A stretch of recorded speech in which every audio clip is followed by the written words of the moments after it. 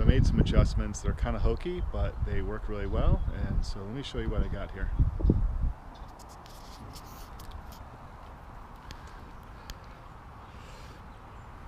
So this boat has this Mercury has the throttle and tiller in one, but the shifter, unlike many other Mercuries, is not included. And so anyways, I extended that throttle tiller up with this PVC. Again, not pretty, probably should get rid of this, whatever, but it seems to work okay. And what I did was I cut the PVC on both sides along its length, and then put a little notch across its width to spread it open to fit on there, and a couple of hose clamps, as you can see. It seems to work pretty well. I'm gonna check it. Oh, I know, I also did, as I notched the side of the tubes on each side, because I found initially that the hose clamps were sliding up. They were sliding out, so now they've got a little divot to sit in. And I just did it with a handsaw. Again, not pretty, but anyways, it seems to work okay. It's a little, I think this tiller is a little worn out, but it's all right. And then, of course, for the paddle shifter, something just as hokey, I just put a board there, drilled a couple of holes through the shifting paddle, like that, and bolted it on. And the nice thing is that with the additional torque of its length, it shifts pretty easy at this point. So anyways, that's what I did for a setup here. And the nice thing is that I actually just took the boat out for the first time, and just up and down along the canal here where I am, channel, and the controls work okay. Ideal? No, but they do work okay. I feel as though I've got to check them every once in a while, you know, after a trip of such. But I was probably out there for a good 45 minutes, buzzing around up and down the channel, practicing docking alongside at the marina, fuel station and such. And the outboard seems to work well. There was a little bit of concern that it might stall on idle, but it never did. It was fine. And maneuvering the boat seems pretty good from the rear, and it powered upstream.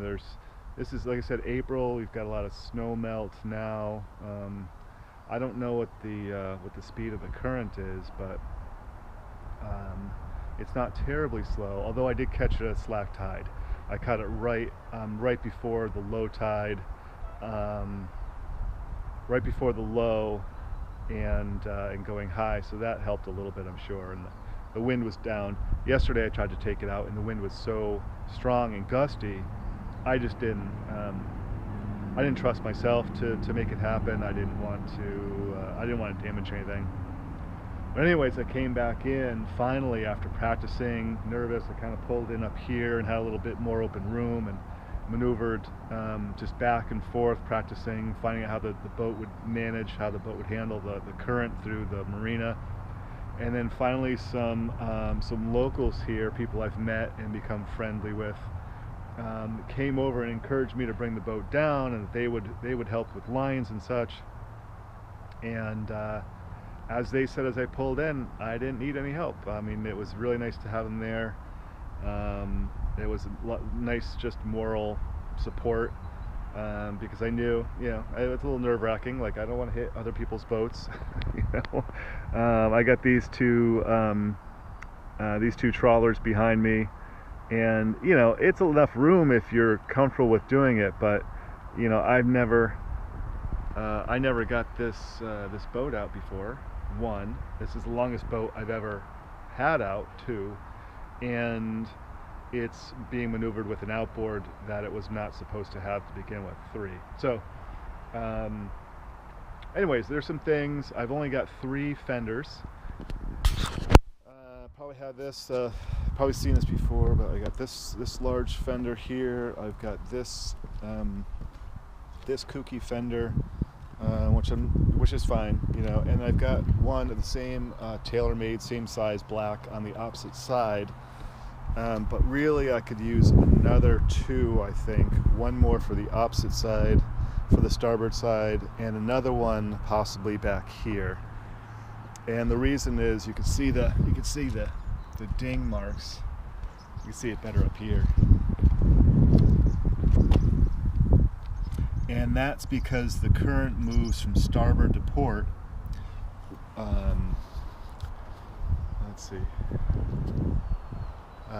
The current moves from starboard to port when backing out of the slip. And so what happens is the boat gets pushed against that back corner over there of the dock, and then that happens. It's slightly protected, but not well. Other people have fenders out. You can see the fenders out along here.